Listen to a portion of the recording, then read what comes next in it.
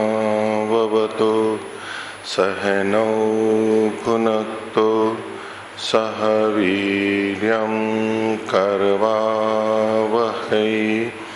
तेजस्विनावधीतमस्तु मा विद्विषावहै। ओम शांति शांति शांति।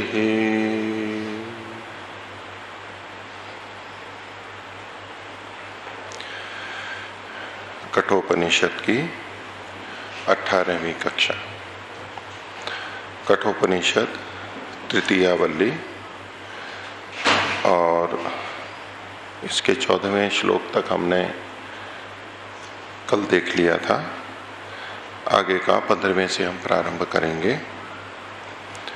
कल जो हमने देखा था वहाँ उन्होंने ये बताया कि परमात्मा गूढ़ है, गुह्य है, गुप्त है, प्रकट प्रकाशित सरल नहीं है। जैसे कि हम संसार के अन्य पदार्थों को देख लेते हैं, जान लेते हैं, ऐसे प्रकट में नहीं है वो।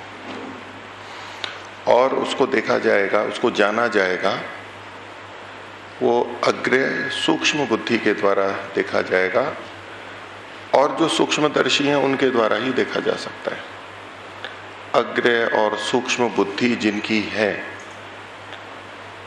लेकिन वो सूक्ष्मदर्शी नहीं है, अर्थात उस बुद्धि का उपयोग इस क्षेत्र में नहीं कर रहे हैं, परमात्मा के विषय में नहीं कर रहे हैं, तो उसको नहीं जानेंगे, नहीं जान पाएंगे। तो ये सब चीजें होनी चाहिए, सूक्ष्मदर्शी भी होना चाहिए। तो इसलिए संसार में जो अन्य बहुत बुद्धिमान और सूक्ष्म बुद्धि वाले, सूक्ष्म विषयों को जानने वाले व्यक्ति मिलते हैं, वो इधर क्यों नहीं आ पाते या क्यों नहीं समझ पाते कि उन्होंने वो उस विषय में सूक्ष्मदर्शी की तरह काम किया नहीं, उन्होंने लगे नहीं उसमें। और जो समाज में थोड़ा बहुत सुना करा उसके आधार पे छोड़ दिया कि हमारा विषय नहीं है, इसकी कोई आवश्यकता नहीं है, इसलिए उसमें प्रयत्न नहीं किया गया। यदि वो इस दिशा में प्रयत्न करें विशेष रूप से, तो निश्चय ही वो भी इसको स्वीकार कर लेंगे, जैसे कि हमारे पूर्वज ऋषियों ने किया। ऋषियों ने भी केवल इतने मात्र से स्वीकार नहीं किया इन बातों को, या ये पूरी वैदिक परंपरा ही नहीं है कि शास्त्र में कहा गया है और मान लिया बिना सोचे विचारे, बिना मनन के। तो हमारे यहाँ केवल श्रवण मात्र से निर्णय करना तो है ही नहीं, श्रवण के बाद में मनन भी करना है, निधिध्यासन भी करना है, साक्षात्कार करना है। आगम काल मात्र से नहीं, प्रवचन काल है, व्यवहार काल है, स्वाध्याय काल है, वो सब चीजें जुड़ी हुई हैं, वो पूरी प्रक्रिया होती है। तो जैसे प्राचीन ऋषियों ने मान लिया, स्वीकार कर लिया, तो केवल वेद में कहा है या इतने मात्र से नहीं, वेदों के प्रति, पूर्व ऋषियों के प्रति पूरी श्रद्धा रखते हुए भी हमारे यहाँ पूरा अवसर है कि हम उसकी विवेचना करते हैं, विचार करते हैं, मनन करते हैं, उसको साथ में करते हैं, पचाते हैं उसको अपने। तो उसलिए यहाँ पर इस अग्र बुद्धि, सूक्ष्म बुद्धि के द्वारा ही वो जाना जा सकता है, ये इन्होंने बताया। और फिर प्रक्रिया कैसे करें, तो वाणी को मन में, मन को बुद्धि में, ज्ञान के अनुसार कर्म मन से होंगे और ज्ञान को, बुद्धि को परमात्मा से जोड़ के, कि परमात्मा के अनुसार हमारा ज्ञान हो, विपरीत ना हो। विपरीत हो तो सोच विचार के उसमें देखें कि कौन सा सही है और कौन सा गलत है। और फिर शांत आत्मा, जो छोटी आत्मा है, जीवात्मा है, उसके पास आके बैठेंगे, परमात्मा के ज्ञान को, उसकी निकटता को लेकर के। ये उसकी प्रक्रिया है। और इसी में फिर आगे कहा कि हमें और क्या करना है, तो उत्तिष्ठता जागृता प्राप्य वरान निबोधता। ऐसा कभी भी नहीं समझे कि मैं बहुत जान गया हूँ, मुझे कहीं जाने की आवश्यकता नहीं है। चाहे अन्य पुस्तकें हैं, अन्य व्यक्ति हैं, और जब तक बहुत ऊंचे तक नहीं पहुंच जाते तब तक जा करके जानना होता है, सीखना होता है। तो प्राप्य वरान निबोधता, श्रेष्ठों के पास जाके जाने।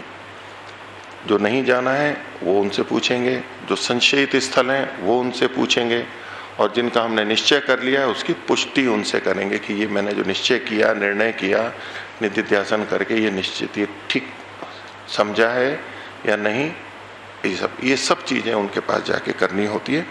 और ये मार्ग कैसा, छुरे की धार के समान है, क्षुरस्य धारा, और वो भी धारा तीक्ष्ण धारा है, तीखी धारा है।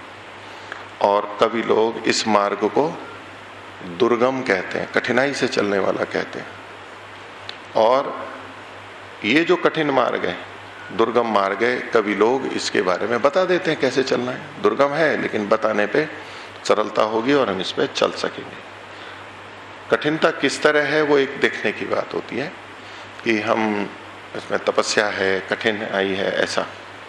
तो एक श्लोक जो आता है वो संभवतः पंचतंत्र का है, तो जिसमें कि कौन व्यक्ति अधिक दुख भोगता है, ये संसारी व्यक्ति जो कि ईश्वर प्राप्ति के लिए नहीं लगा हुआ है वो अधिक दुख भोगता है, या जो ईश्वर प्राप्ति में लगे गए हैं वो अधिक दुख भोगते हैं।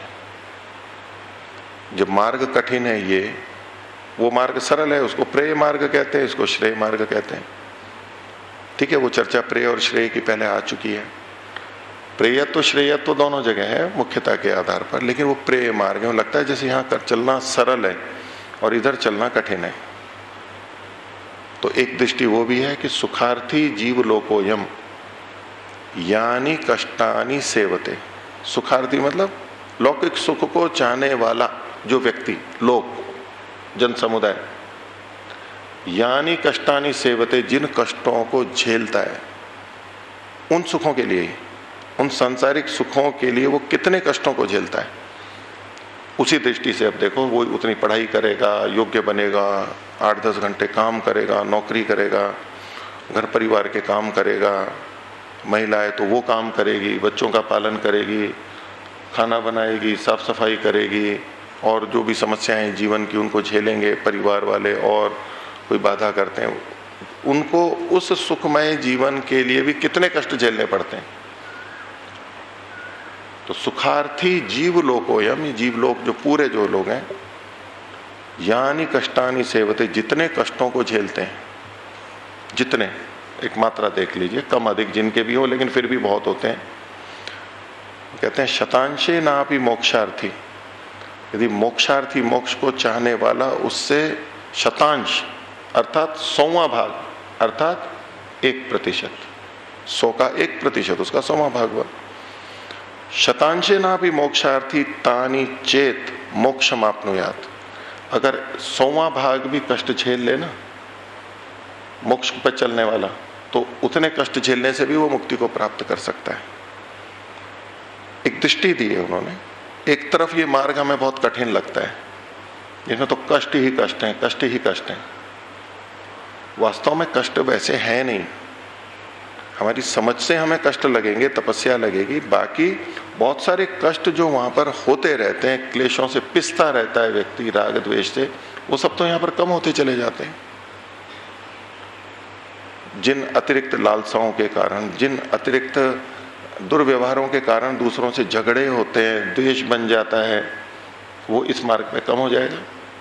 वहां तो बहुत सारी समस्याएं, कष्ट तो खड़ी की हुई हैं खुद की अज्ञानता से, ना समझी से, दूसरे भी ना समझ और हम भी ना समझ, और झगड़ पड़े और दिक्कतें होती हैं। तो यहाँ कम से कम वो कुछ कम हो जाएंगी, वो कम हो जाएंगी, और संसार में संतोष आदि आएगा। वो असंतोष के कारण से भी दुखी होते रहते हैं, और कितनी मेहनत करते हैं, सुबह से लेकर शाम तक दिन रात लगे रहते हैं ना। खेती करने वाले कितने, मजदूर कितने, भाग दौड़ कर रहा है व्यक्ति, एडी से चोटी मेहनत कर रहा है, इधर से उधर, उधर से उधर। तो अध्यात्म मार्ग में चलने वाले यदि उतनी मेहनत कर लें, वो अपने बच्चों के लिए कितना मेहनत करते हैं, वो अपने मकान बनाने के लिए कितनी मेहनत करते हैं, खड़े रहेंगे पैसा बचाने के लिए, इस दुकान जाएंगे, उस दुकान जाएंगे, ये करेंगे, वो करेंगे, कितनी मेहनत करते हैं वो। आध्यात्मिक मार्ग वाले तो कहाँ करते हैं इतनी। वहां तो परगृह सुखी सर्पवत रहता है, दूसरे के घर में सुखी हो जाओ, दूसरे का बनाया हुआ घर हो उस पर रह लो, और बनाना हो तो कौन इस झंझट में पड़े, भाई दूसरे बना देंगे, दूसरे से बनवा देंगे। सेवक चाहिए, सहायक चाहिए, दूसरे लोग चाहिए, वो चाहे शिष्य के रूप में हो, अनुयायी के रूप में हो, साथियों के रूप में हो। बाहर नहीं, कुछ भी बाहर के काम है वो बाह्य वृत्ति वाले लगते हैं उनको। मकान बनाना आदि सारी लौकिकता लगेगी, कुछ सामान लाना, सब्जी लाना लौकिकता लगेगी। अपने कमरे में बैठे हैं, ध्यान कर रहे हैं, भिक्षा से लेकर के खा लिया, वो बनाने वाले ने कैसे कैसे बनाया गृहस्थी ने पता ही नहीं है। गए, भिक्षा मांगी, ली और खा लिया, बस लाना, इतना सही तो हुआ। और बैठ के ध्यान कर रहे हैं, उसमें कौन से कष्ट हो रहे हैं। कमरे में सुरक्षित बैठे हुए हैं और अनुकूलता है तो अनुकूलता भी हो गई है, कौन सी सुरक्षित, कौन सी बाधा है। लेकिन उतना कष्ट, वो मानसिक अलग तप है, लेकिन वैसे जो बाहर का तप है वो ज्यादा कष्ट नहीं है, उसको आवश्यकता ही नहीं है उतनी। तो गृहस्थी को तो अपने बच्चों का देखना होगा, पति पत्नी का देखना होगा, माता पिता का देखना होगा, नाते रिश्तेदारों का देखना होगा। साधु संत तो छूटे हुए हैं ना कि जी हमारा काम ही नहीं, हम सांसारिक नहीं है। वो है तो अपने परिवार वाले देखो, अपने देखो, उनको कोई चिंता नहीं दूसरों का क्या देखना है। तो वो अगर कष्ट देखा जाए तो व्यक्ति बहुत कष्ट बहुत झेलते हैं, बहुत कष्ट झेलते हैं।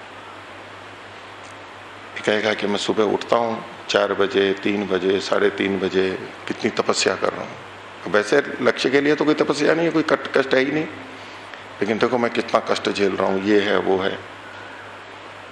वो जो छोटे बच्चे को पालने के लिए माँ पूरी रात रात जगती है, ऐसे योगी जगते हैं क्या किसी को पालने के लिए। यात्रा में थे, साधक उठा और 3-3:30 बजे कि जैसे उसमें कि देखो सारी दुनिया सो रही है, मैं हूं जो केवल जगता हूं। कौन जगता है?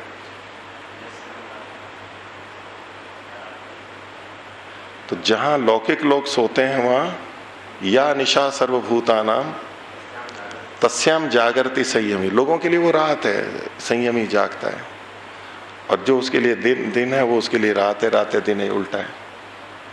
वो उठा कि जैसे कि देखो सारे सोए हुए हैं, कितने लोग हैं अज्ञान में हैं, मैं प्रभु के ध्यान में हूँ। सुबह सुबह ईश्वर परिधान से उठा, अपने गर्भ में रेल की यात्रा चल रही है, नीचे देखा उतर के तो एक माँ छोटे बच्चे को सहला रही है, उसको चुप कर रही है। वो बच्चा कुछ परेशान है, उसको जगी भी है उसको बच्चे को करने के लिए। ये सोच रहा है कि मैं ही उठा हुआ हूँ रात को। कि माता पिता रात बिरात कितना कष्ट झेलते हैं। और योगी सोचेगा कि नहीं ये तो मेरा उपासना का संध्या का काल है, ये तो मेरा काम नहीं है, ये तो लौकिक काम है और लोग करेंगे। उन कष्टों से बच करके रहते हैं ना, उतना आते भी नहीं है, लोग आने भी नहीं देते। तो सुखार्थी जीव लोकोयम यानी कष्टानी सेवते, जितने कष्टों को वो झेलते हैं। शतांशे ना भी मोक्षार्थी तानी चेत मोक्षम आपनुयात, उससे 100वां गुना भी कष्ट अगर सहन कर ले ना तो भी मुक्ति को प्राप्त कर ले। तो कौन सा कठिन रास्ता है? कौन सा कठिन रास्ता है?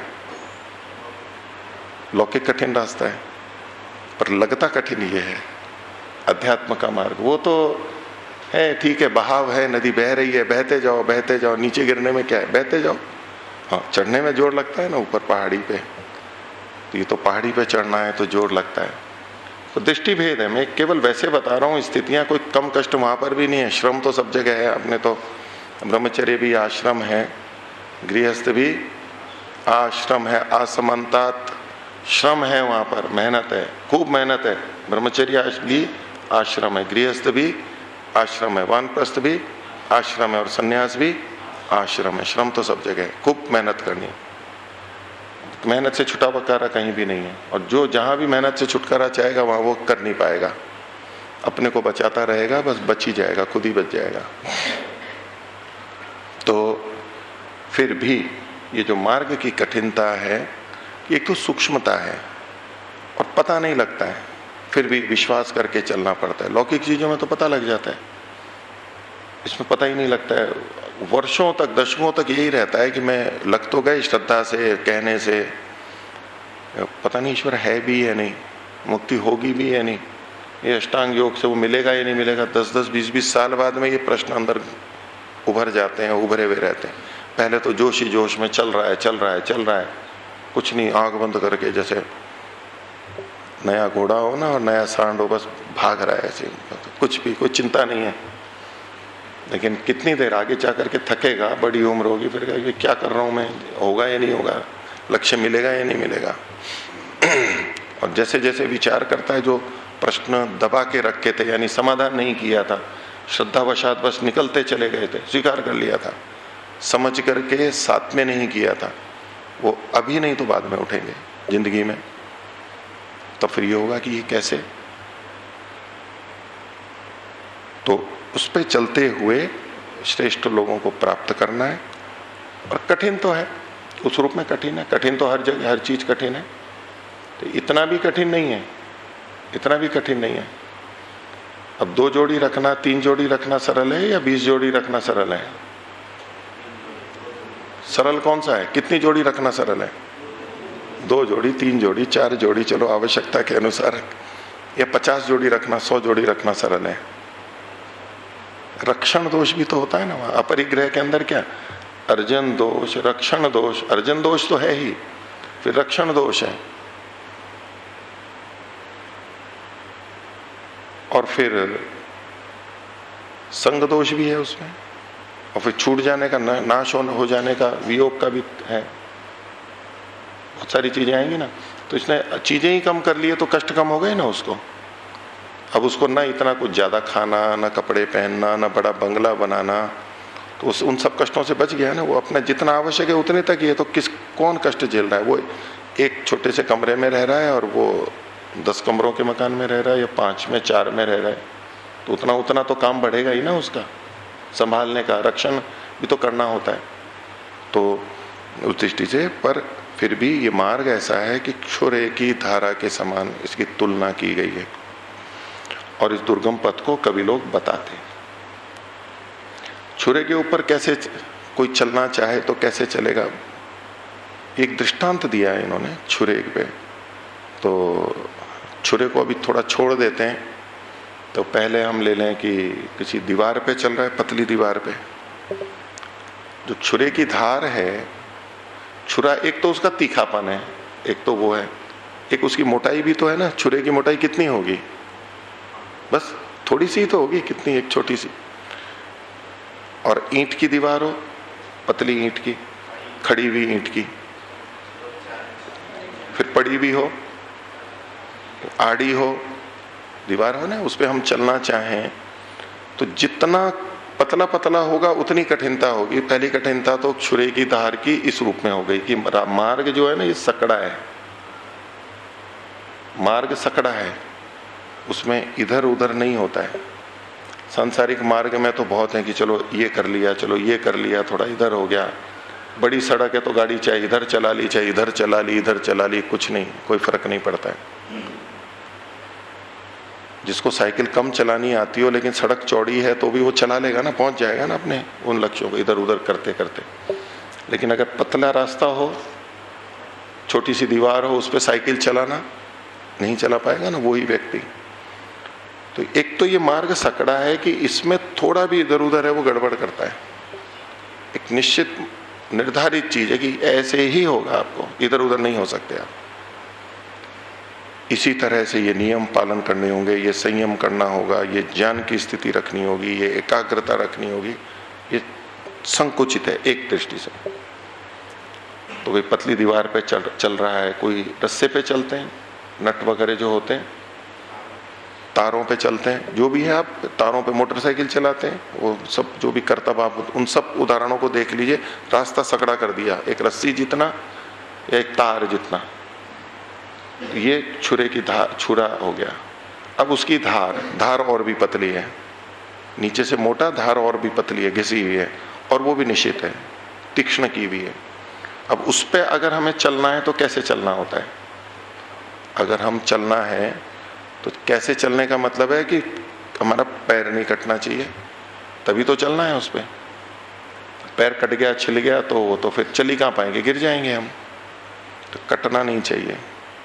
तो कटना चाहिए नहीं चाहिए तो क्या करना पड़ेगा, पैर को संभाल के उठा करके और संभाल के पूरा समझ के कि यहाँ रख रहा हूं मैं, वहीं रखेंगे, उतने दबाव से रखेंगे और स्थिरता से यूं धीरे से रखेंगे। चौड़ी सड़क में सोचना नहीं होता, उठाया यहाँ रख दिया, चाहे वो इधर पड़ जाए चाहे इधर पड़ जाए, गिरेंगे नहीं। लेकिन अगर सकड़ी जगह है तो वहीं रखना पड़ेगा, थोड़ा भी इधर उधर हुआ तो गिर जाएंगे। इस दृष्टि से वो कठिन है कि हमें बिल्कुल उसी तरह नाप तोल के चलना है। उसकी जो दोषों की अधिकता है वो कुछ नहीं रख सकता, बिल्कुल सटीक चलना पड़ेगा। तो पैर उठाने से पहले रखना, देखना होता है कहाँ रखूंगा मैं, नहीं तो रखेगा नहीं वो। और जैसे सामान्य सड़क पर तो हम घिसट के भी चल लेते हैं, पैर उठा के चलते हैं, एक पैर घिसटते हुए भी चल सकते हैं, तेजी से भी चल सकते हैं। तो तेजी से चलेंगे तो पैर रखा और रखते समय थोड़ा सा यूं खिसक भी गया तो भी कोई बात नहीं, थोड़ा सा खिसक जाता है ना चलते चलते तो भी कोई दिक्कत नहीं आती है ना। लेकिन तीक्ष्ण है, अब उस पर हमें पैर रखना है तो जहां रखना है वहीं रखना है, हम खिसका नहीं सकते। अगर थोड़ा सा भी खिसका दिया तो कट जाएगा वो। ये सावधानी की बात है, ये सावधानी है, ये केवल सावधानी को बताने के लिए है। कठिनता है, सकड़ा है, निश्चित है, लेकिन सावधानी को बताने के लिए।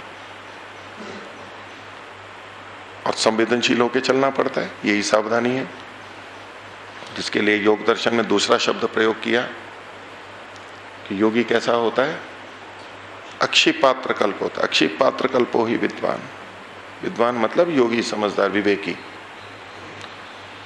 आंख के समान होता है कि आंख में छोटा सा भी तिनका या तो छोटी सी रेत का कण, धूल थोड़ी भी गई तो भी लाल होती है और उसको हटाने का प्रयास करते हैं, रख नहीं सकते। दूसरी जगह तिनका पड़ा रहेगा, कंकर पड़ा रहेगा, पैर के नीचे आ जाएगा, कोई फर्क नहीं पड़ेगा पैर को, ना वो हटाने का प्रयास करेगा। पैरों में धूल है तो है, कीचड़ लगा हुआ है तो लगा हुआ है, लथपथ है तो है, कोई फर्क नहीं पड़ता है ज्यादा। लेकिन आंख में बहुत पड़ता है, अर्थात वो बहुत संवेदनशील है, उसको सुरक्षा रखनी पड़ती है। तो जैसे ये एक उदाहरण है, ऐसे ये भी है। क्षुरस्य धारा निशिता दुरत्य, बहुत सावधानी और जागरूकता से आगे बढ़ना होता है। जैसे जैसे आगे बढ़ेंगे वैसे वैसे मार्ग सकड़ा होगा, वैसे वैसे अधिक सावधानी रखनी होगी। अब संसार वाले तो नीचे जा रहे हैं और अध्यात्म वाले या तो जो ऊंचे लक्ष्य वाले हैं वो ऊपर जा रहे हैं। तो स्थान की दृष्टि से पहाड़ के ऊपर जाना और पहाड़ के नीचे आना, तो पहाड़ के नीचे आते हैं तो स्थान बढ़ता जाता है, पहाड़ चौड़ा होता जाता है और नीचे पूरा खुला हुआ है। और ऊपर जाते जाते हैं तो सकड़ा ही होता जाता है, धीरे धीरे सकड़ा होता जाएगा, सकड़ा होता जाएगा, ऊपर बिल्कुल किनार होगी। तो ऐसे ही ये जो मार्ग है, इस पे चलते चलते ये सकड़ापन आता है कि भाई यही होना, ये निश्चित है, ये और ये कुछ ऐसा नहीं हो सकता कि सब कुछ ये भी और ये भी और वो भी और वो भी, संकुचित होता जाएगा। तो क्षुरस्य धारा निशिता दुरत्यया दुर्गम पथस्तत् कवयो वदंती, ये हमने कल किया था। किसी को पूछना है कुछ, बोलिए। और किसी को? ओम नमस्ते मुनि जी। ये 13वां श्लोक जो है, इसमें जो हमने महर्षि दयानंद सरस्वती जी का अर्थ देखा था, तो महर्षि ने इसमें वाणी और मन दोनों को ज्ञान और आत्मा, अधर्म से हटाकर ज्ञान और आत्मा में लगाना, तो वाणी और मन दोनों को एक साथ लिया था, तो वो ज़्यादा उचित लगा था महर्षि दयानंद जी वाला।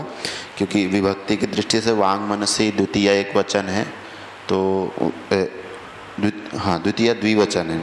और यदि हम मन में वाणी को लगाएं, ऐसा अगर करेंगे तो फिर वो दीर्घ ईकार नहीं रह पाएगा इस दृष्टि से। देखो वो तो छांदस प्रयोग होंगे, वांग को तो द्वितीय एक वचन लेंगे, ठीक है? नहीं, ये चेत वांग मनसी वाणी जो है, अब ये बीच में इसको समस्त ना मान करके सुपाम सुलुक मान करके हटा दिया वहां पर, ठीक है? कोई विभक्ति नहीं है, आपको जो विभक्ति लेनी है वो ले लीजिए, बस पद है, पद संस्कार से कोई भी विभक्ति ले लीजिए। मनसी जो है यूं तो ठीक है, द्विवचन है, वो प्रयोग होते ही हैं। यहाँ पर कुछ जगह मन से भी होते हैं, इसको सप्तमी भी मानते हैं। मनसी जो है सप्तमी, तो यच्छेत वांग मनसी, वाणी को मन में लगाए। विभक्ति तो देखो ये आर्ष प्रयोग है वो, तो दूसरा वाला जो हो गया वाणी और मन को नियच्छेत, अधर्म से हटाए। तो महर्षि का तो अपन ने देख ही लिया ना उसको, यहां तक तो ये तो है।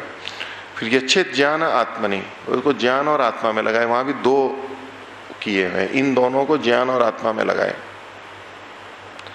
और फिर ज्ञानम आत्मनि महती, अब वहां केवल ज्ञान लिखा हुआ है, ज्ञान और आत्मा नहीं लिखा हुआ है। वहां दो थे, यहाँ पर एक ही है, लेकिन दोनों का ग्रहण किया है फिर महर्षि ने। और स्वात्मा शब्द लिखा है, महान आत्मा में लगाए और महान आत्मा को शांत आत्मा में लगाए।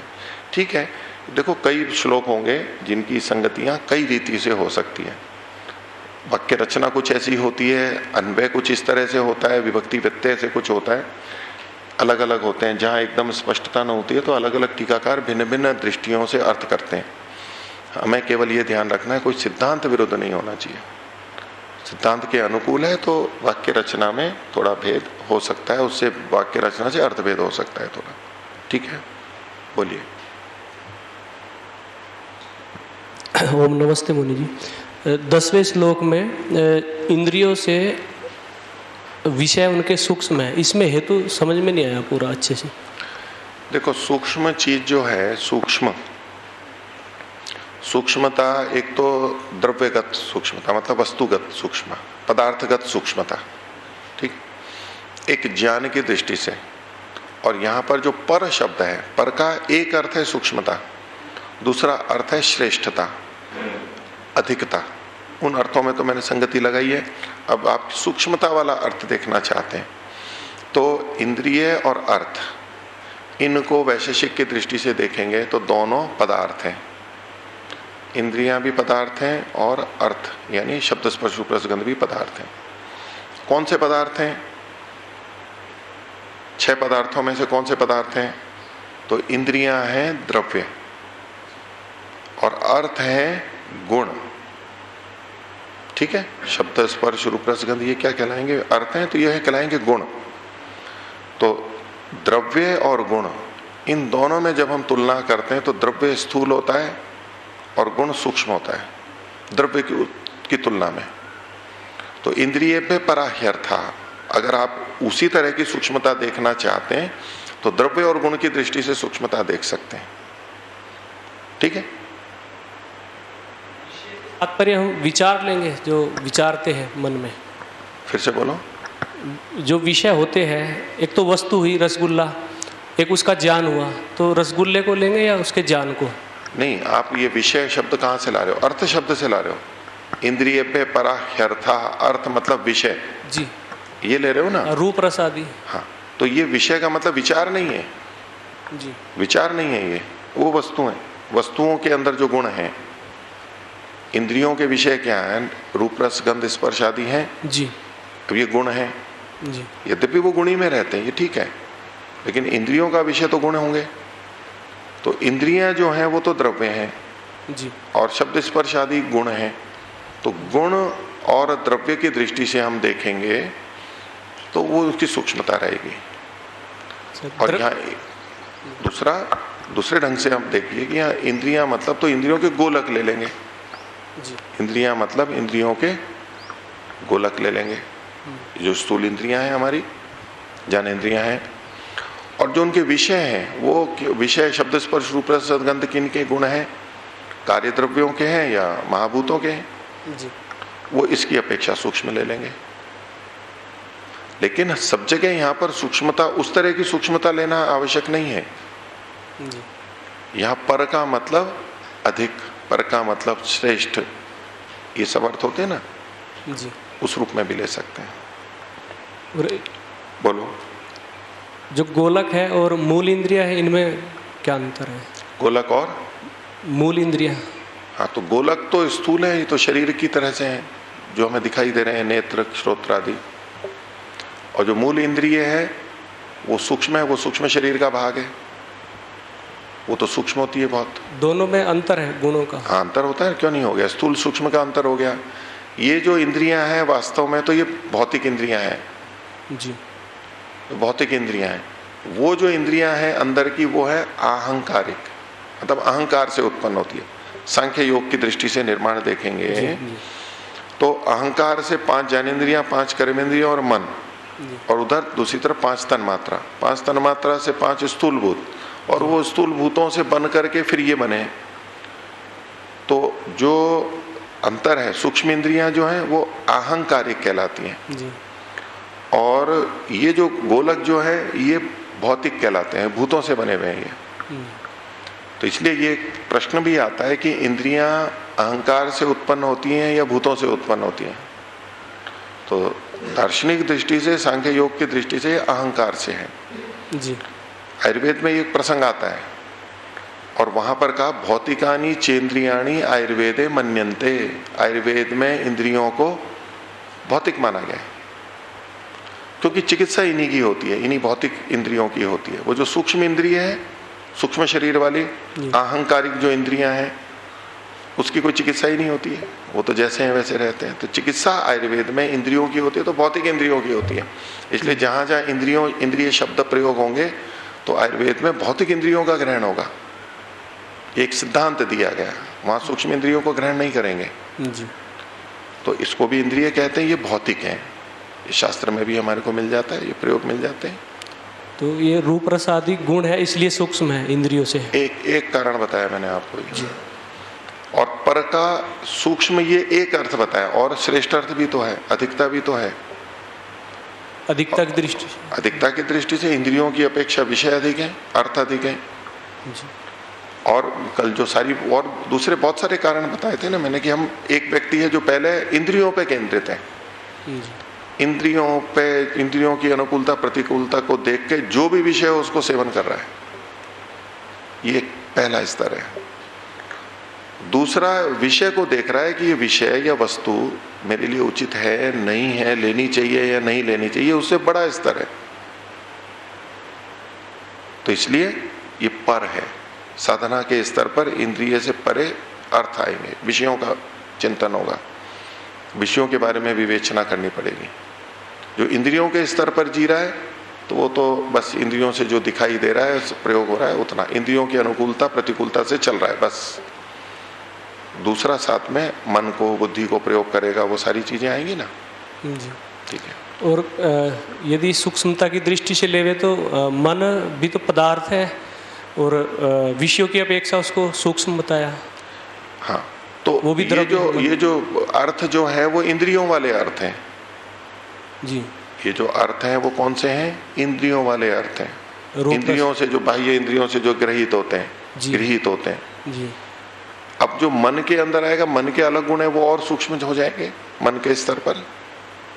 उनका जब ग्रहण होगा अंदर, और मन दोनों है, उभयेंद्रिय है जी। इनका नियंत्रण भी करता है, कर्मेंद्रियों को भी नियंत्रित करता है, मन को नियंत्रित करता है, मन इंद्रियों को नियंत्रित करता है, विषय कौन से लेने नहीं लेने, संकल्प विकल्प करता है। तो वो इन सब का नियामक है, उनसे श्रेष्ठ हो गया, इसलिए इन्होंने ऐसा कहा है। मन के गुण सूक्ष्म है, इसलिए विषयों से नहीं। आप उस बिंदु को अभी हर जगह मत पकड़ के रखो कि द्रव्य और गुण वो एक भाग है केवल जी। मन और मन के गुणों में तुलना करेंगे तो मन के गुणों की अपेक्षा स्थूल माना जाएगा, क्योंकि वो आधार है जी। गुणी है, और गुण उसमें आधे हैं जी। गुण और गुणी में देखें तो एक गुणी में तो बहुत सारे गुण हैं जी। और गुण तो एक एक अलग अलग है। तो आधार और आधे का, तो उस दृष्टि से गुण सूक्ष्म कहलाएंगे द्रव्य की अपेक्षा। तो मन के गुण मन की अपेक्षा सूक्ष्म है, ऐसा कह सकते हैं आप, ठीक है जी। तो यहाँ इसमें क्या हेतु बनेगा फिर? विषयों से मन ये है सूक्ष्म है या पर है? देखो, इसको आप श्रेष्ठ लगा करके, या तो प्रयोजन के लिए भी पर शब्द का प्रयोग होता है जी। प्रयोजन, नियामक, श्रेष्ठ, कई तरह से। देखो, इसकी संगति अनेक शब्दों से अलग अलग लोग अलग अलग लगाते हैं, ठीक है। यहाँ इन्होंने इंद्रिय से परे अर्थ है, अर्थ से परे मन है, बाद में तो कोई दिक्कत है नहीं, अंत में परमात्मा सबसे ऊंचा है, वहां तक कोई दिक्कत नहीं। केवल इंद्रिय और अर्थ के संदर्भ में है। जो हेतु यहाँ इन दोनों के बीच के हैं वो मैंने आपको बता दिए हैं, जो मेरे समझ में आए वो बता चुका हूँ। ठीक। अब उस अर्थ को मन के साथ में मत जोड़िए। अर्थ जो सांसारिक अर्थ हैं, जो इंद्रियों से गृहीत होते हैं, उनकी अपेक्षा मन है। मन चाहे तो इंद्रियां उस विषय को ग्रहण नहीं करेंगी, भले ही वो अर्थ सामने हो। तो नियामक हो गया ना मन, नियंत्रण करने वाला हो गया ना, इनसे ऊपर हो गया, इनसे पर हो गया, इनसे श्रेष्ठ हो गया।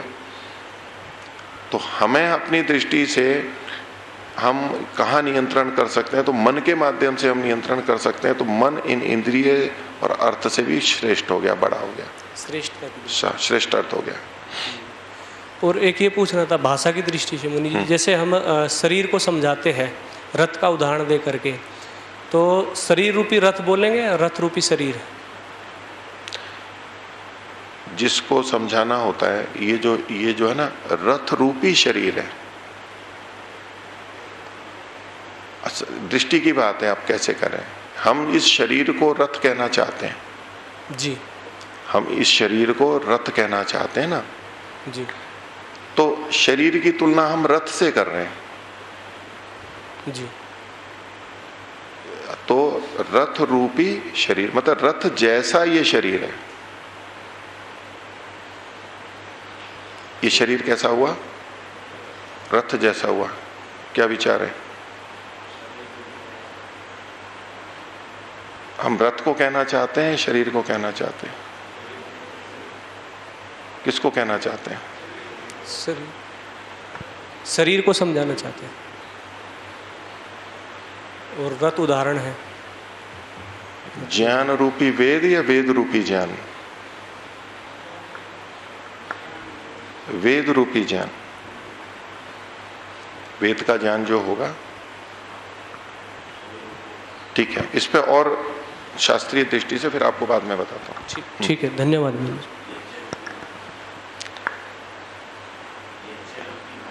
यज्ञ रूपी नौका, यज्ञ रूपी नौका, ठीक है, इस पे विचार करते हैं फिर। ओम नमस्ते मुनि जी। इसी अभी जो बताएं इसी प्रसंग में कि इन जो गुण लेने से कि इंद्रियों से कैसे सूक्ष्म है, ये समझ में ना आए। नहीं कि गुण अभी तक जो चर्चा चली थी उसको सुना सकते हैं आप? जी। समझ में नहीं आया वो अलग बात है, लेकिन जो चर्चा चली उसको बता सकते हैं? जी बताओ। अभी बताया कि इंद्रियों से सूक्ष्म है, जो अभी जो अर्थ ले रहे हैं, अर्थ से यहाँ पे जिह्वा, स्रोत, ये जो 5 इंद्रियां हैं इनको लेना चाह रहे हैं। जिह्वा, रस, इंद्रियां, श्रोत्र, कि ये गुण होने से सूक्ष्म है। जिह्वा को तो गुण नहीं कहा ना, जिह्वा श्रोत्र को गुण कहाँ कहा है? नहीं, जो अर्थ शब्द से यहाँ पे गुण बताए, जो रूप, रस, गंध, स्पर्श, जो ये वैशेषिक दर्शन में आए। हाँ, हाँ, इनके इसी कारण से कि सूक्ष्म है। बोलो, बात को रखो पूरी को। और मुझे बस इतना ही कि ये समझ में नहीं कि अगर हम इसको हम गुण मान लेते हैं तो इंद्रियों से सूक्ष्म कैसे हो रहा है? और आपको अर्थ सूक्ष्म लग रहे हैं? नहीं, या इंद्रियां सूक्ष्म लग रही हैं? मुझे तो पहले कि सूक्ष्म अर्थ गुण लग रहा है, विषय नहीं, सूक्ष्म इंद्रिय और अर्थ में से आपको कौन सी चीज अधिक सूक्ष्म लग रही है? अर्थ, विषय। तो वो तो ये कह ही रहे हैं, तो फिर समझ में क्यों नहीं आ रहा है? हाँ, तो यही नहीं आया। उल्टा कहो ना आप फिर, या तो आपको समझ में नहीं आ रहा है मतलब इन्होंने गलत कह दिया है, जैसा आप मानते हो वैसा ही यहाँ पर कहा गया, फिर तो कोई दिक्कत है ही नहीं। इन्होंने इंद्रियों से अर्थ को सूक्ष्म कहा है जी, ये जी समझ में नहीं आ रहा है। हाँ जी, विधि नहीं है समझ में कि ये कैसे सूक्ष्म है। हाँ, नहीं कैसे नहीं, तो हम क्या मान रहे हैं? यदि हम ये कहें कि जी अर्थ से इंद्रियां सूक्ष्म होती हैं जी, अर्थ की अपेक्षा इंद्रियां सूक्ष्म होती हैं, हम ये अब तक समझे हुए थे, मान रहे थे। अब यहाँ कह दिया कि अर्थ इंद्रियों से सूक्ष्म होते हैं, तो जी ये बात समझ में नहीं आ रही है। विपरीत होगी तभी तो लगेगा ना समझ में नहीं आ रही है। मैंने आपसे पूछा कि आप किसको सूक्ष्म मानते हो, तो आपने कहा अर्थ को सूक्ष्म मानता हूँ, तो वो तो यहाँ पर कहा ही है, फिर तो ना समझने की बात ही नहीं है। नहीं, ये अर्थ को कैसे हम सूक्ष्म समझेंगे ये नहीं समझ में आया। इंद्रियों, देखो सूक्ष्म शब्द आप छोड़ दो, अगर सूक्ष्म शब्द नहीं आता है जी, तो यहाँ पर शब्द है, मूल में क्या लिखा है? पर सर, सूक्ष्म शब्द नहीं लिखा है यहाँ पर, ठीक है, पर शब्द है। अब आप पर को पकड़ो, इंद्रियों से अर्थ पर हैं, इंद्रिय पे परा अर्थ, ठीक है जी। अब पर का मतलब क्या होता है?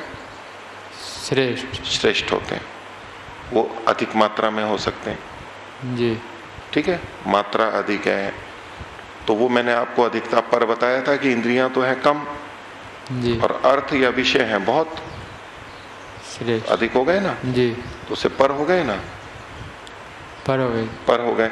जी और हमें इंद्रियां चाहिए या विषय चाहिए?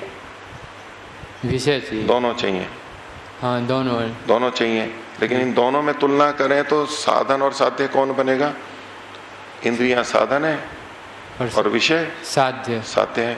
तो साधन गौण होता है, साध्य मुख्य होता है, श्रेष्ठ होता है, पर होता है। ठीक है उस तरह समझ लीजिए। आपको सूक्ष्मता की दृष्टि से नहीं होता तो छोड़ दीजिए उसको। और जो मैंने सूक्ष्मता का जो बताया, उन्होंने भी जो पूछा था जी वो क्या बताया था? गुण और गुणी। ये जो आपने सफेद कपड़ा पहन रखा है, जी तो एक तो कपड़ा है जी और एक इसका सफेद रंग है, तो इसमें से कौन स्थूल है और कौन सूक्ष्म है? वस्त्र वस्त्र तो गुणी हो गया हाँ, गुणी हो गया। और जो और सफेद सफेद रंग जो है वो गुण हो गया। गुण हो गया तो गुण और गुणी में से कौन अधिक सूक्ष्म होता है? गुण गुणी को समझिए गुणी सूक्ष्म होता है, नहीं गुण को मान लेंगे गुण को मानेंगे ना। जी तो इंद्रियां जो है यहाँ पर है द्रव्य। यद्यपि गुण और ये गुणी अलग अलग हैं। उदाहरण तो मैं एक ही गुणी में गुण की बात कर रहा हूँ समझाने के लिए, जी लेकिन इंद्रिय और अर्थ, तो अर्थ का मतलब जब इंद्रियों के अर्थ यानी विषय लेंगे, शब्द स्पर्श रूप रस गंध, तो ये तो है गुण और इंद्रियां हैं द्रव्य। तो द्रव्य और गुण की अपेक्षा देखेंगे तो उसमें गुण सूक्ष्म होंगे, क्योंकि अनेक गुण एक द्रव्य में रहते हैं। जी उस दृष्टि से ये सब जगह पूरा नहीं घटेगा, लेकिन जितना अपन देख रहे हैं थोड़ा उतने अंश में एक समझने की दृष्टि है। बाकी तो आप यूं कहोगे कि जी अर्थ का मतलब है भूत, वो तो सबसे बाद में बनते हैं, और इंद्रियां जो हैं वो तो अहंकार से बनती हैं, तो इंद्रियां हैं सूक्ष्म।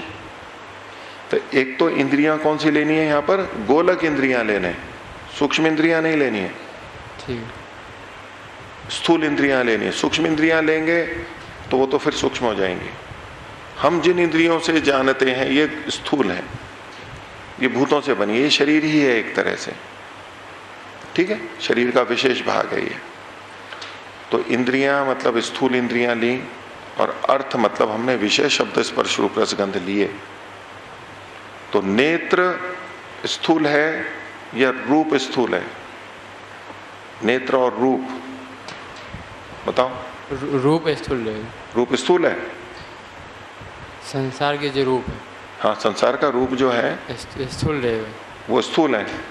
तो आंख तो छोटी सी हो गई और पहाड़ इतना बड़ा हो गया, नहीं, पेड़ इतना बड़ा हो गया, मनुष्य इतना बड़ा हो गया, आंख तो छोटी सी है।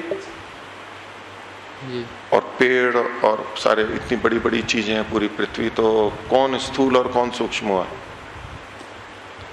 पेड़ आदि पेड़ आदि स्थूल रहेगा, स्थूल हो गई, ये सूक्ष्म हो गई, छोटी हो गई।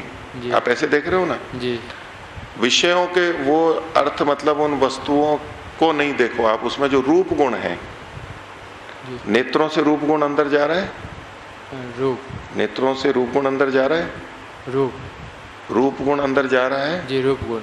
तो अगर रूप गुण नेत्रों से बड़ा होता तो नेत्रों के अंदर कैसे चला जाता? एक मैं स्थूल उदाहरण दे करके बता रहा हूं। अगर वही बात हो जाएगी, वो जो दो रास्ते खोले बड़ी बिल्ली के लिए और छोटी बिल्ली के लिए, अगर पहाड़ बड़ा है तो पहाड़ थोड़ा ना अंदर जा रहा है हमारे नेत्रों के अंदर, वो बड़ा लग रहा है, ये छोटा लग रहा है, तो पहाड़ अंदर थोड़ा ना जाता है। अगर पहाड़ जिसमें अंदर चला जाता आंख में तो कहते कि आंख बड़ी है और पहाड़ छोटा है, लेकिन पहाड़ तो अंदर जाता नहीं है, तो पहाड़ तो बड़ा हो गया, ये छोटा हो गया। लेकिन आंख के अंदर पहाड़ तो जाता ही नहीं है ना। आंख के अंदर जो भी जा रहा है आप उसको प्रकाश कहेंगे, आप उसको रूप गुण कहेंगे, अग्नि का गुण है, कुछ किरणें जा रही हैं, तो वो इससे स्थूल है या सूक्ष्म है? सूक्ष्म रहेगा, सूक्ष्म है। तो इंद्रिय से अर्थ सूक्ष्म हो गया। जी कान में शब्द गया, जी तो शब्द बड़ा या कान बड़ा? सूक्ष्म कौन है? शब्द सूक्ष्म है या कान सूक्ष्म है? तो स्थूल सूक्ष्म कौन सा है जी? शब्द रहेगा। शब्द क्या है? सूक्ष्म या स्थूल? सूक्ष्म रहेगा। सूक्ष्म है। तो शब्द अर्थ हुआ जी और श्रोत्र ये इंद्रिया हुई, जी तो इंद्रियों से सूक्ष्म अर्थ हो गए ना। जी हमने भोजन किया, अब उसमें मधुर अम्ल लवण आदि जो भी हमारे को रस आए, तो वो रस सूक्ष्म है या जीव सूक्ष्म है? वो रस से सूक्ष्म है। वो सूक्ष्म है। जी अब वहां पर आप रोटी मत देखना है, लड्डू मत देखना, उसको देखोगे तब तो इस जीव से भी बड़ा हुआ दिख जाएंगे बड़ी बड़ी चीजें। लेकिन जो जीव एक इंद्रिय हुई, जिह्वा, गोलक हुआ, बाह्य स्थूल इंद्रिय हुई, और उससे जो रस जा रहा है, हम बोध हो रहा है हमारे को, रस का जो पता लग रहा है, वो इससे सूक्ष्म हुआ ना। जी ऐसे स्पर्श का और सब चीजों का देख लीजिए, गंध का ले लीजिए, तो इंद्रियों से अर्थ सूक्ष्म हुए। जी आ गई बात समझ में? या ठीक है, आपको इस तरह समझ में आती है तो इस तरह ठीक है। और इसी श्लोक में एक दूसरी आपका हो गया वो सूक्ष्मता वाली बात हो गई। इसी में दूसरी पंक्ति में आत्मा और महान परह, तो महान परह से परमात्मा लेंगे। महान आत्मा, जी बड़ा आत्मा, महान आत्मा जो है ना, आत्मा को महान आत्मा लेंगे। परमात्मा। अच्छा, ठीक है। और परमात्मा जो है वो पर होता है। ठीक है। और 11वें श्लोक में महता शब्द है। महता शब्द से क्या बुद्धि लेंगे? कार्य महत्व, महत्व मतलब बुद्धि। देखो बुद्धि अलग शब्द आया है ना, बुद्धि और महत्व का तो दो भेद पिछली बार बताया था। जी वैसे महतत्व और बुद्धि तत्व एक ही कहे जाते हैं जी सांख्य की प्रक्रिया में, लेकिन यहाँ बुद्धि और महत अलग अलग कहे हैं और उसमें भी पर कहा गया है। तो बुद्धि मतलब व्यक्ति की बुद्धि, एक एक व्यक्ति, और महत्व मतलब समष्टि, व्यष्टि और समष्टि का अर्थ करके बताया जी कि इसको ऐसे संगति लगाने का प्रयास किया। तो ये महत मतलब महत तत्व जो व्यष्टि वाला है, समष्टि वाला है, समष्टि बुद्धि। हाँ जी ठीक है। और बुद्धि मतलब व्यष्टि वाला हो गया, व्यक्ति वाला हो गया। और श्लोक संख्या 13 में जो शांत आत्मा से किसको लेंगे? जीवात्मा को। जीवात्मा। इसमें जो 3 शब्द आए कि ज्ञान आत्मा, महान आत्मा और शांत आत्मा। शांत आत्मा से जीवात्मा और महान आत्मा से परमात्मा। हाँ। और ज्ञान आत्मा से मतलब आत्मा लेंगे, बुद्धि। बुद्धि।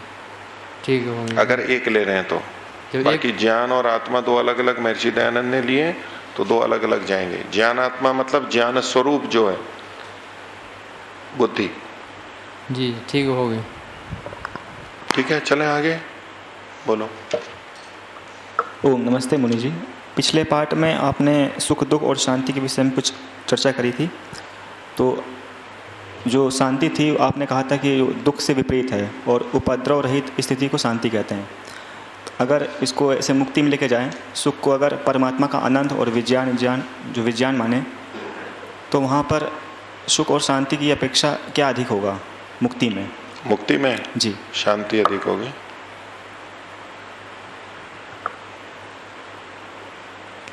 क्योंकि वहाँ पर दुख नहीं है, इसलिए। दुख नहीं है।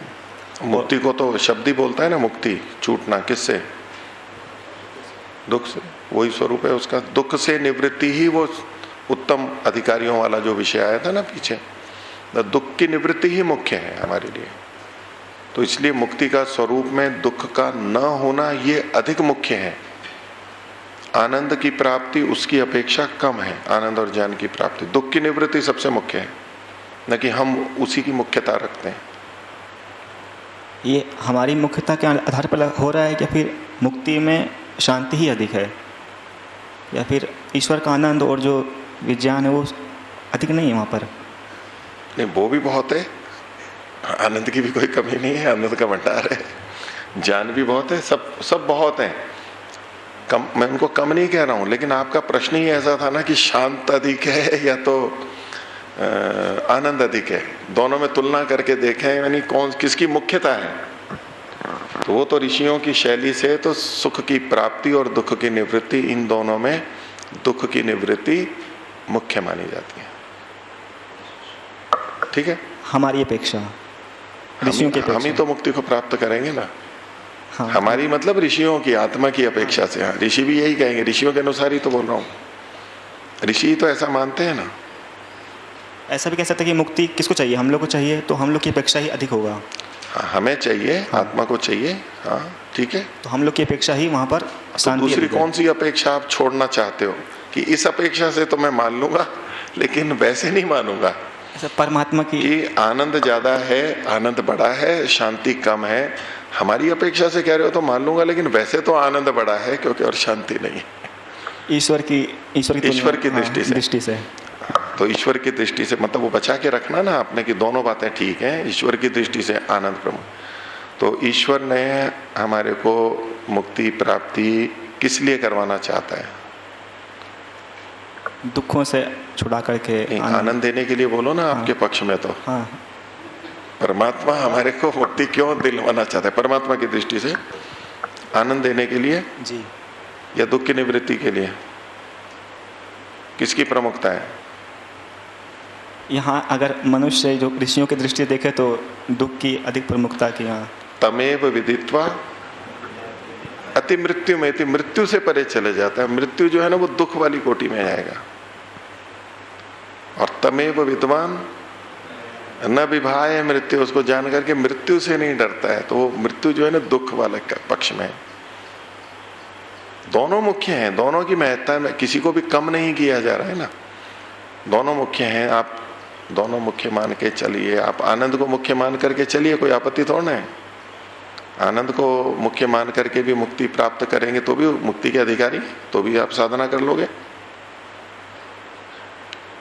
लेकिन आप तुलना में प्रश्न पूछोगे तब तो दुख की है। वो भी आपको समझ में नहीं आ रहा है या स्वीकार नहीं हो रहा है, उसको इतना सुन करके रख लीजिए। क्योंकि तो उत्तम अधिकारी वाले पक्ष में भी तो बात आई थी ना कि एक सुख के लिए चाहता है, एक दुख की निवृत्ति के लिए चाहता है, एक के लिए एक सुख भी के लिए भी चाहता है और दुख की निवृत्ति के लिए भी चाहता है। तो उत्तम अधिकारी तो ये होना चाहिए ना जो दोनों को माने, लेकिन है नहीं वो तो सारा विस्तार मैंने पीछे आपको बता दिया था। इस समझने की बात है ये। केवल एक जिज्ञासा थी कि वास्तविकता में वहाँ पर है क्या अधिक, कि शांति वहाँ अधिक है, परमात्मा का आनंद अधिक है। तो जिज्ञासा थी तो है आपके पास जिज्ञासा, बस रख लो जिज्ञासा को, रख लो। जिज्ञासा थी तो है, रख लो। मैं जो उत्तर दे सकता था वो तो दे चुका हूं। अभी वो पूरी रामायण नहीं करूंगा यहाँ पर, पीछे जो आपको बता चुका हूं उसको आपको समझना होगा जो बता चुका हूं। इतना संकेत कर दिया, इतना बहुत है। और फिर भी नहीं समझ में आता तो विचार के लिए रख लीजिए और चिंतित मत होइए। आप आनंद मान करके साधना करते रहिए, बढ़ते रहिए, कोई बात नहीं है। आप छूट नहीं जाएंगे, आप भी पहुंच जाएंगे। ठीक है। और आगे जब आ जाएगा तो आ जाएगा समझ में। वो जो आनंद है, मैं नहीं मान रहा कि हाँ आनंद कि यहाँ पर जो ऋषियों ने शब्द बोले हैं कि हाँ दुख से छूटकर ही अधिक वहाँ, यानी कि जो यहाँ पर जो दुख है उससे छूटना है, वास्तविकता तो ठीक है। मैं ऐसे पूछना चाहता था कि वहाँ मुक्ति में अधिक है क्या? ऐसे ही पूछ रहे हो तो ऐसे ही उत्तर भी दे दिया मैंने। मेरे भी उत्तर को ऐसे ही कर लो। मैंने ऐसे ही नहीं, मैं तो वैसे भी मैंने तो सब तरह से उत्तर दिया। तो मैं भी कहूँ तो ऐसे ही अभी समझ में नहीं आ रहा है, कोई बात नहीं, ऐसे ही कभी आ जाएगा समझ में। आप भी ऐसे ही पूछ रहे हो, ठीक है। मैं तो ऐसे ही पूछ रहा हूँ, तो ऐसे ही उसको अंदर रख लो जिज्ञासा को, ऐसे ही कभी समझ में आ जाएगा। ठीक है। और नहीं समझ में आएगा तो जब मुक्ति हो जाएगी ना, तब वहाँ ऐसे ही पता लग जाएगा। वहाँ मेरे को से पूछने की या और किसी से पूछने की भी जरूरत नहीं पड़ेगी आपको। वहाँ ऐसे ही पता लग जाएगा। जैसे ही मुक्ति में जाओगे ना, वहीं वैसे ही पता लग जाएगा। ठीक है। तो आगे का पाठ देखिए,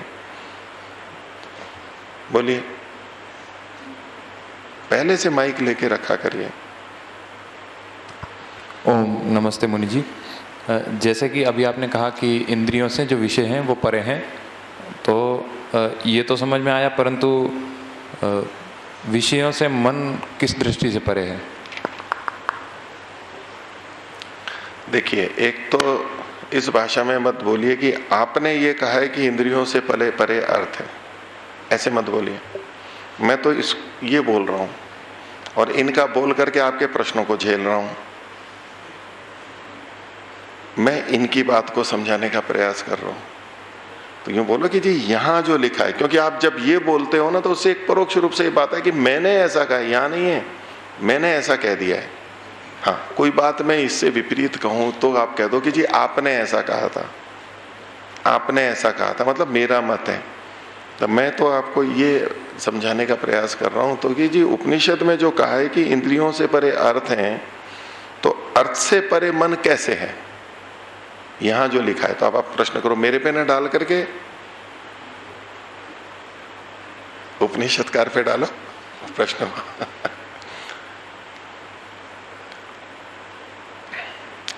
तो अर्थों से परे मन है, ठीक है। पर का मतलब श्रेष्ठ, ठीक है। और जो श्रेष्ठ कौन होता है, जो नियामक होता है, नियंत्रक होता है। तो इन विषयों का नियंत्रक मन है, ठीक है। वो इंद्रियों को नियंत्रित करेगा, किस विषय को लेना है नहीं लेना है। इंद्रियां ऐसा नियंत्रण नहीं कर सकती हैं, बहुत कम सीमा में नियंत्रण कर सकती हैं। नेत्र नियंत्रण कर सकता है, किसको देखें किसको नहीं देखें। नेत्र कर सकता है, नहीं कर सकता है। आंख बंद कर सकते हैं ना, नहीं देख रहे। मुंह फेर लिया हमने, नहीं देख रहे, दूसरी तरफ कर लिया। तो ये नेत्र ये तो शरीर से मान लो हमने ढक लिया, मुंह इधर कर लिया, लेकिन नेत्र अगर यूं खुला हुआ है तो जो सामने है वो सब आएगा उसके पास। कान है तो सब चीजें आएंगी। थोड़ा बहुत अंतर होता है कि जो कान में आ रहे हैं शब्द, उसमें से हम किसको पकड़ रहे हैं, किसको ग्रहण कर रहे हैं, उसमें अंतर हो सकता है, वो भी अंदर के कारण से, ठीक है। एक माँ भीड़ में अपने बच्चे को ढूंढ रही है, बहुत शोर है वहां पर मेले में, लेकिन उसके केंद्र उसका क्या, बच्चे की आवाज कैसी है। बच्चा कहीं भी रो रहा है, वो भीड़ में भी सुन लेगी, दूसरों को सुनाई नहीं देगा, वो उसकी आवाज उसको सुनाई दे जाएगी, क्योंकि वो ढूंढ रही है, मस्तिष्क वहां केंद्रित है, काम कर रहा है, वो पकड़ लेगा उसको। लेकिन आवाजें तो सारी की सारी आ रही हैं। ये इंद्रियां विषयों को नियंत्रित नहीं कर सकती, ठीक है, लेकिन मन नियंत्रित कर सकता है। विषय है सामने, इंद्रिय भी है सामने, लेकिन मन कहीं और है तो कोई बोध ही नहीं होगा। तो नियामक मन हुआ, वो चाहे तो इसको ले, चाहे तो इसको ना ले, देखे सुने चखे या ना चखे। इंद्रियां नियंत्रण नहीं करेंगी, मन नियंत्रण करेगा। इस स्तर पे देखेंगे अगर इंद्रिय अर्थ की दृष्टि से, तो वो उनका नियमन करने वाले वो उससे श्रेष्ठ है। जो नियामक होता है वो श्रेष्ठ होता है, इस रूप में वहां पर उससे पर है ये, ठीक है। तो आगे देखिए,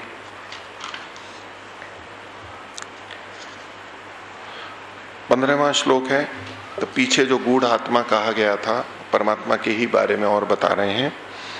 अशब्दम अस्पर्शम अरूपम अव्ययम तथा अरसम नित्यम अगंधवच्चयत। जो इनसे रहित है, अशब्द मतलब जो शब्द से रहित है, जिसमें शब्द नहीं है। अस्पर्शम जिसमें स्पर्श नहीं है। अरूपम जिसमें रूप नहीं है। और आगे अरसम जिसमें रस नहीं है। और अगंधवच्च और जो गंध से रहित है। और नित्यम नित्य है और नित्य ही उसमें ये चीज गुण नहीं होते हैं।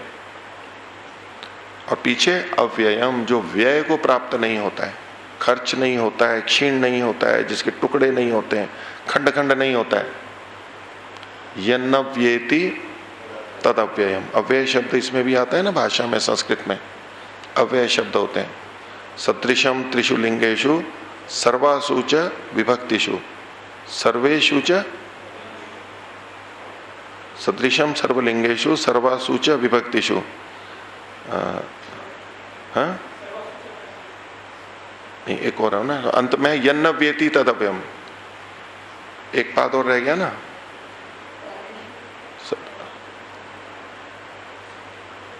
सर्वेषु च कार्येषु शब्द है। चलो किसी को व्याकरण वालों को क्या नहीं। सदृशम सर्वलिंगेषु सर्वासु च विभक्तिषु सर्वेषु च कार्येषु है, कालेषु सर्वेषु च कालेषु यन्न व्येति तदव्ययम। तो इन सब में जिसमें कोई भेद नहीं आता है, न व्येति जिसका क्षीण नहीं होता, व्यय नहीं होता है, उसको अव्यय बोलते हैं। ठीक है। न व्येति विविधताम न प्राप्नोति, जो बदलता नहीं है।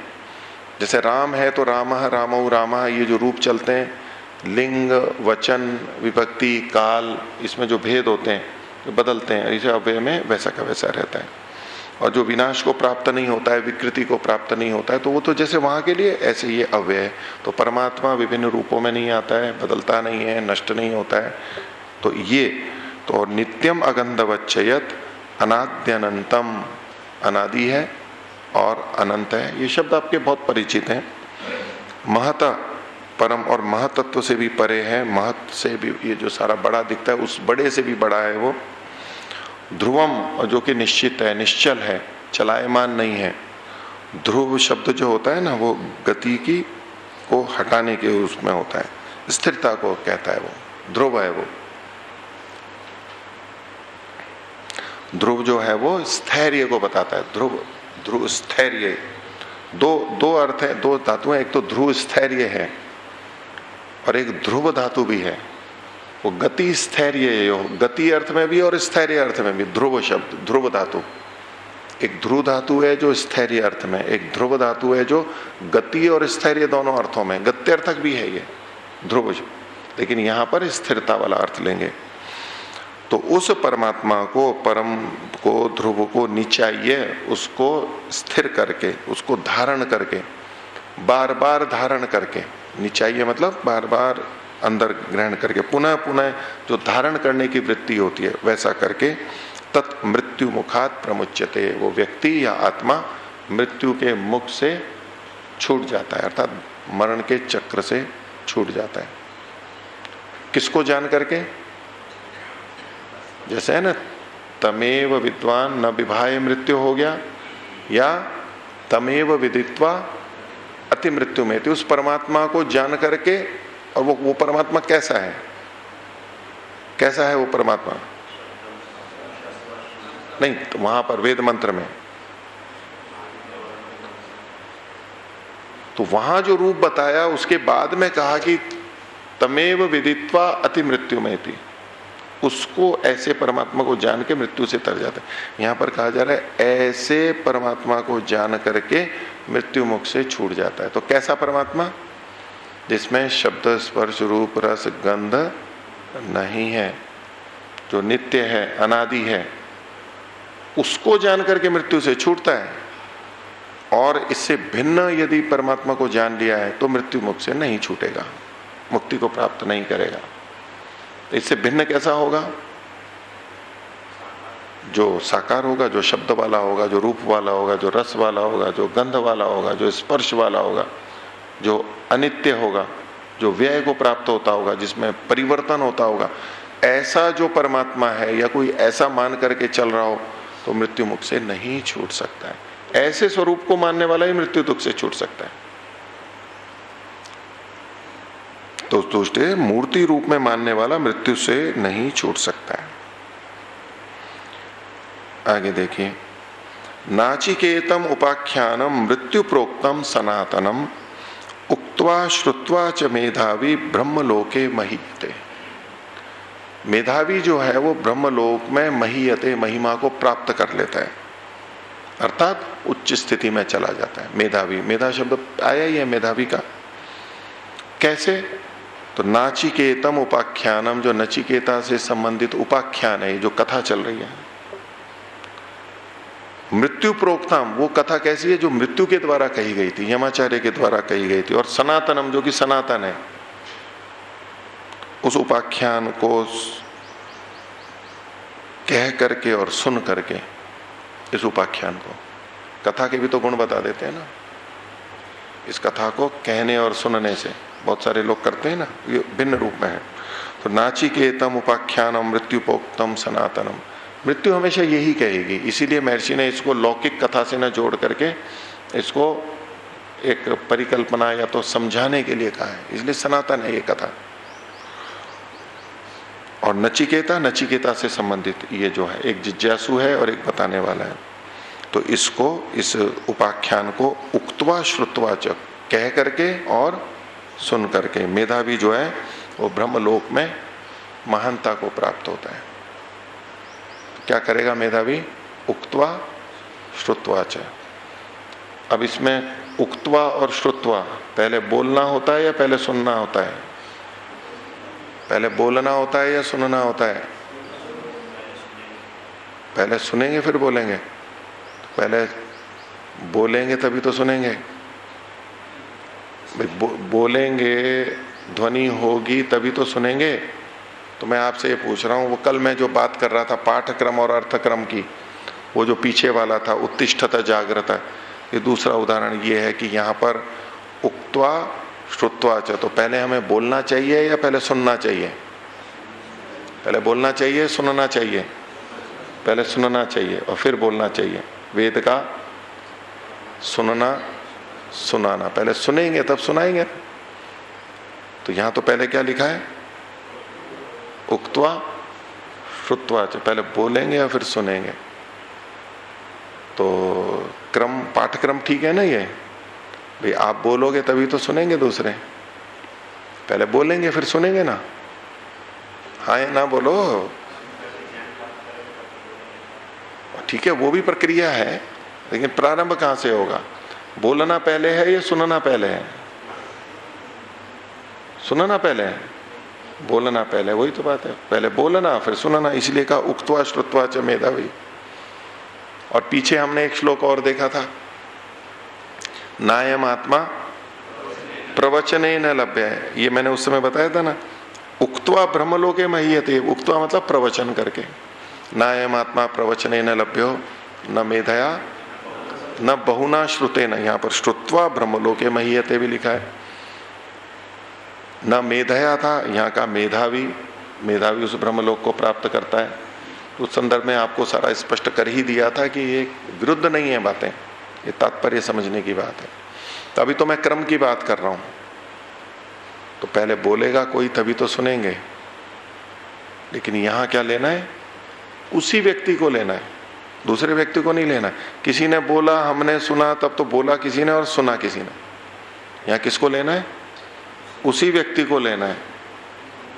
बोलेगा और सुनेगा, तो पहले सुनेगा और फिर बोलेगा। पहले सुनेगा फिर बोलेगा ना, जैसे ये बोली, ये कह ही रहे ना बार बार। तो यहाँ पर पाठक्रम ठीक है या अर्थक्रम ठीक है? पाठक्रम लें या अर्थक्रम लें?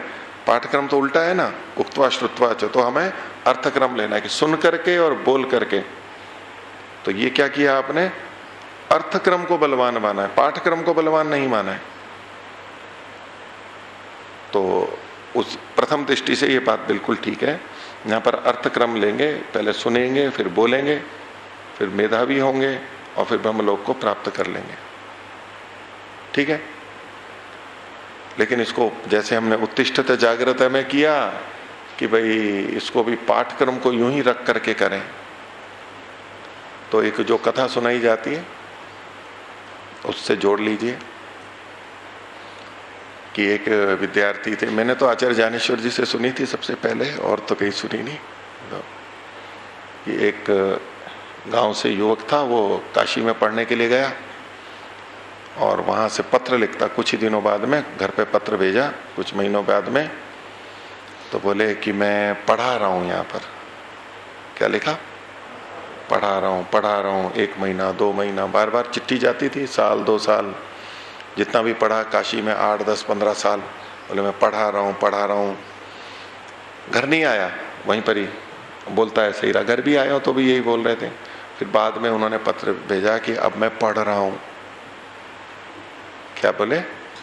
अब मैं पढ़ रहा हूँ। फिर पत्र लिखने शुरू किए, अब पढ़ रहा हूँ। मैं घर वालों को समझ में नहीं आया। पहले तो खुश हो रहे थे कि हमारा बच्चा गया तो पढ़ने था और 1-2 महीने बाद ही चिट्ठी डाल रहा है कि मैंने पढ़ाना शुरू कर दिया है, और 15 साल 12 साल बाद में कह रहा है कि मैंने अब पढ़ना शुरू किया है।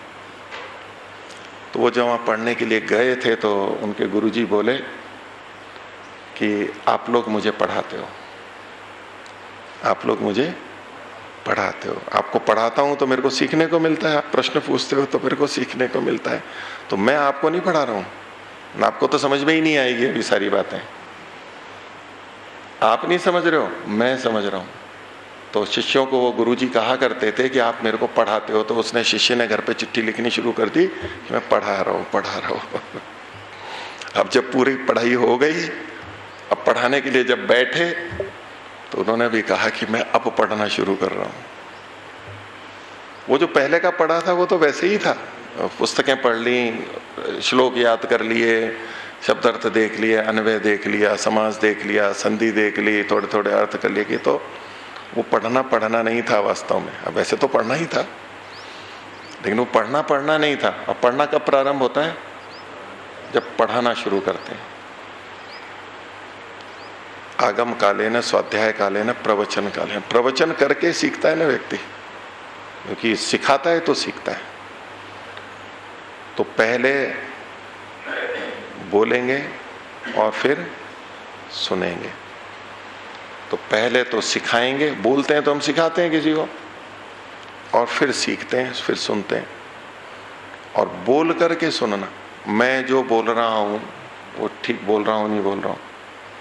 अगर इसको पाठ्यक्रम को लेते हैं, बाकी अर्थक्रम से ठीक है कि पहले सुनेंगे फिर बोलेंगे, कोई आपत्ति नहीं है, वो ठीक ठीक घट जाएगा। लेकिन हम जो बोल रहे हैं तो क्या बोल रहे हैं उसको सुनना, समझना कि मैं क्या बोल रहा हूं, तब बुद्धिमान होता है। नहीं तो पहले सुन लिया और अब बोल रहे हैं, और बोल रहे हैं तो सुन नहीं रहे कि मैं बोल क्या रहा हूं, खुद क्या बोल रहा हूं। तो जो आया वो बोलते चले गए, जो आया जब बोलते चले गए। तो ऐसे मेधावी नहीं बनते हैं, क्योंकि उसमें तो बहुत गलतियां हो जाती हैं।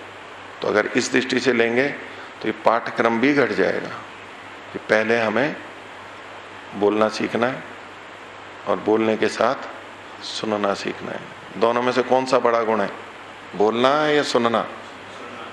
सुनना। ये भावना से युक्त हो के आप बोल रहे हो कि सुनना बड़ा गुण है। वो जो एक श्लोक आता है ना कि इतने लोगों में एक शूरवीर होता है, धनुर्धर होता है, लेकिन वक्ता कितनों में होता है? हजारों में, लाखों में। वो गणना की है ना, एक श्लोक में है ऐसा। कोई कोई होता है बोलने वाला, और वहां पर भी जो इसमें जो बोलने वाला है, तो बोलने वाला भी दुर्लभ होता है, वो तो ठीक बात है। लेकिन बातचीत में बोलना तो सरल है, बोलने, लेकिन उसको सुनना वो अपने आप में एक बड़ी बात होती है। तो सुनना अधिक लाभदायक होता है, बोलना अधिक लाभदायक नहीं होता है। सुनना अधिक लाभदायक होता है, क्योंकि उसमें हम ग्रहण कर रहे होते हैं। तो आप उस तरह संगति लगा लीजिए, जैसे भी लगा लीजिए। नहीं तो श्रुत्वा उक्त्वा श्रुत्वा च मेधावी ब्रह्मलोके मह्यते। तो ब्रह्मलोक को प्राप्त करने के लिए बोलना भी होगा, सुनना भी होगा, ये सब चीजें हमें करनी पड़ेंगी। तो ये जो मृत्युपोक्त उपाख्यान है, इसका बताना दूसरों को, उसको सुनना, ये भी मुक्ति में सहायक बनता है। बाकी तो विधियां बताई गई हैं, लेकिन इसको सुनना भी मुक्ति में सहायक है, इसको बोलना भी मुक्ति में सहायक है। तो कई बार होता है ना कि मेधावी होगा, बोलेगा, सुनेगा तो समझ भी लेगा, लेकिन कई बार कहा जाता है ना कि पढ़ना समझने से ज्यादा श्रेष्ठ है। पढ़ना श्रेष्ठ है या समझना श्रेष्ठ? तो समझना श्रेष्ठ है। तो ये ठीक बात है अपनी जगह पे, लेकिन जो शास्त्रों को ज्यादा पढ़ते रहते हैं उनको एक बात वो कहते हैं, आवृत्ति सर्वशास्त्राणाम बोधादपि गरीयसी। सब शास्त्रों की जो आवृत्ति है ना, आवृत्ति बस पन्ने पलट रहे हैं, अच्छा यहाँ ये लिखा है, ये लिखा, उस बोध से भी गरीयसी है, मतलब अधिक श्रेष्ठ है। ऐसा कुछ लोग बोलते हैं। जब पंक्ति मिलती है पुरानी, इसका एक तात्पर्य है। एक तो है कि हम समझें, समझ करके हमने थोड़े से ग्रंथ पढ़ लिए, लेकिन उससे बड़ी चीज है कि हमने उस ग्रंथ की बार बार आवृत्ति की। हमने एक बार समझ लिया, एक बार बार आवृत्ति करना, इस ग्रंथ की आवृत्ति करना, उसकी करना, उसकी करना। तो ये जो आवृत्ति है ये बहुत बड़ी बात है। आवृत्ति ही सर्वशास्त्राणाम बोधादपि गरीयसी। ये धर्मवीर जी बहुत बोला करते थे इस बात को, भले समझो या मत समझो, आवृत्ति कर रहे हो ये अपने आप में एक बड़ी बात है। आवृत्ति कर रहे हो, उपनिषदों की आवृत्ति हो गई, इस दर्शन की, उस दर्शन की, मनुस्मृति की, रामायण की, महाभारत की, वेद की, पारायण हो रहा है, आवृत्ति हो रही है, आवृत्ति बड़ी बात है। क्योंकि समझने के चक्कर में कई बार वो उतने तक ही रह जाते हैं, वो समझ में भी नहीं आता और थोड़े से में अटक, नहीं सबको होते हैं, जितना समझ में आए आवृत्ति कर रहे हैं, आवृत्ति कर रहे हैं। तो उस दृष्टि से इन कथाओं को सुनना, समझना, बोलना ये अपने आप में पुण्यप्रद है। दूसरों को सुनाना, स्वयं समझना, तो ये मुक्ति प्राप्ति में सहायक होता है। आगे, यह इमं परमं गुह्यम श्रावयेत ब्रह्म संसदि प्रयतः श्राद्ध काले वा तद आनंत्याय कल्पते, तद आनंत्याय कल्पते इति। कौन अनंतता के लिए समर्थ होता है, कौन अनंतता को प्राप्त कर लेता है? अनंतता मुक्ति कह लीजिए, ब्रह्मलोक कह लीजिए, परमात्मा की प्राप्ति कह लीजिए, जो भी। यह इमं परमं गुह्यम, जो इस परम गुह्य को, क्या परम गुह्य? ये कथा, ये ज्ञान, इस परम गुह्य ज्ञान को श्रावयेत, सुनाए, सुनाता है, जो बताता है दूसरों को। लेकिन कहां पर? ब्रह्म संसदी, ब्रह्म संसद में। एक हमारे देश की संसद है, उसमें सम्यक रूप से बैठते हैं। संसद क्या होती है? अच्छे से बैठते हैं, सब व्यवस्थित, इसका ये स्थान, नियम कुछ है, सभा है।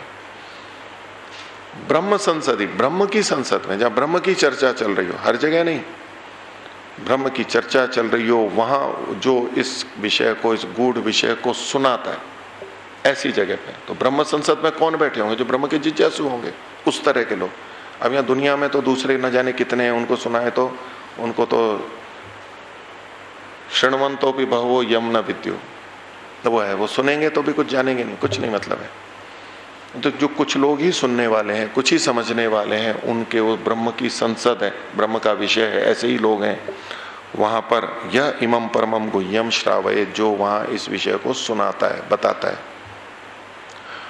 और कब? और प्रयतः श्राद्ध काले वा, और जो प्रयत्नशील हैं उनको जो बताता है, प्रयत्न करते हुओं को बताता है। प्रयत का मतलब नियमन संयमन करने वाला, प्रयत्न करने वाला, पुरुषार्थ करने वाला ना, उसको बताता है, जानकार को बताता है, जो उसमें रुचि रख रहा है उसको बताता है प्रयत। और कहा श्राद्ध काले, श्राद्ध के समय में, अर्थात जब वो व्यक्ति श्रद्धा की स्थिति में हो तब सुनाता है।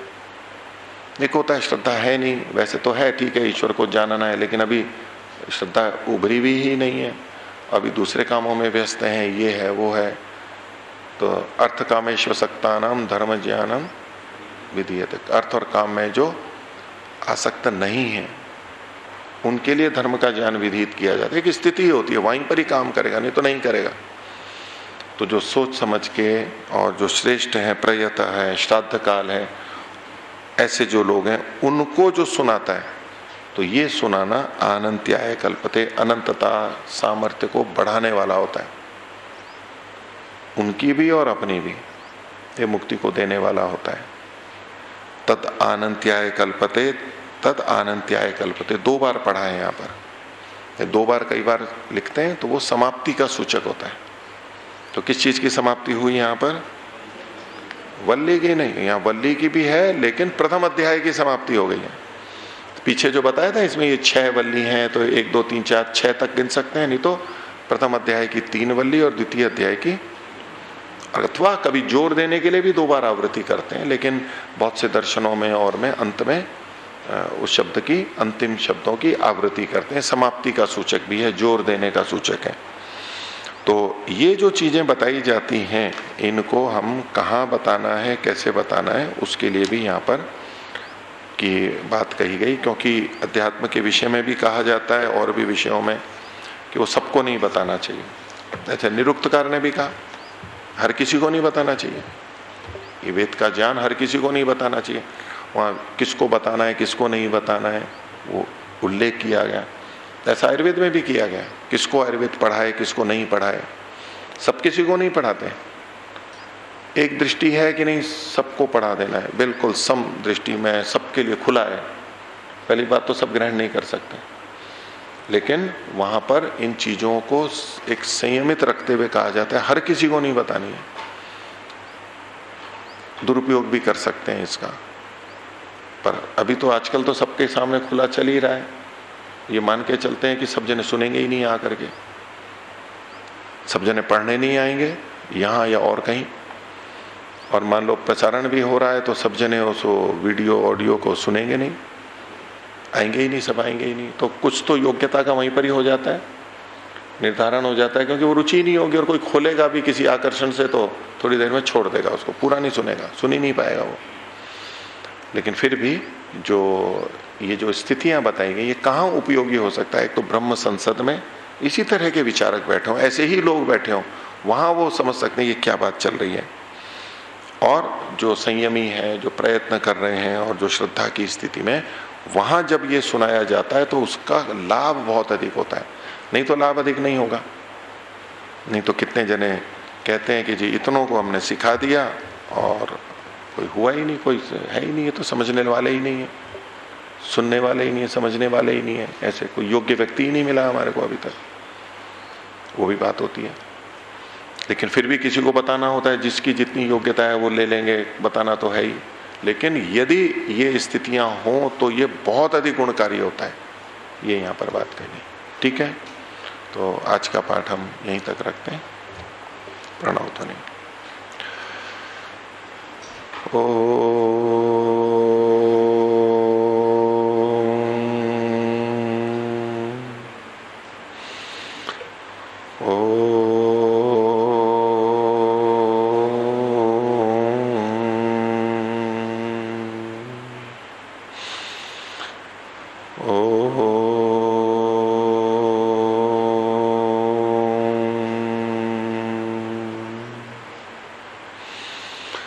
शांति शांति शांति।